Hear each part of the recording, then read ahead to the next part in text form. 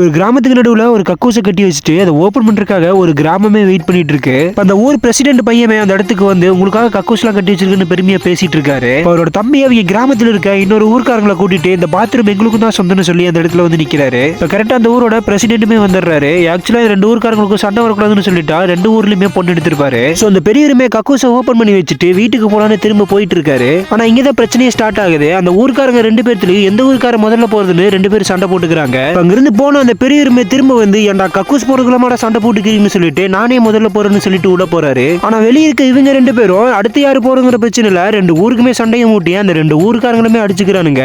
உள்ள இருக்க பெரியவர் தண்ணி வருதான்னு பைப் நீக்கி பாக்குறாரு. ஆனா தண்ணி கூட வராம கக்கூஸ் போறதுக்காக ரெண்டு ஊருக்காரங்களும் அடிச்சுக்கிறாங்க. சோ இப்ப ரொம்ப நேரமா பெரியவர் சவுண்டே வரலன்ட்டு ஒருத்தர் கதை உடைச்சு போய் பாக்குறா. பார்த்தா அந்த பெரியவர் வலிப்பு வந்து கிடக்குறாரு. அந்த பெரியவருமே தூக்கிட்டு ஹாஸ்பிட்டல் போறாங்க. அந்த பெரியவரோட பையன் நமக்கு இல்லாத கக்கூஸ் யாருக்கு இருக்க கூடாதுன்னு சொல்லிட்டு அடிச்சுன்னு இருக்க சொல்லிடுறாரு. சோ இப்ப அந்த புஷா கண்ண கக்கூசுமே அடிச்சு உடைச்சிடுறாங்க.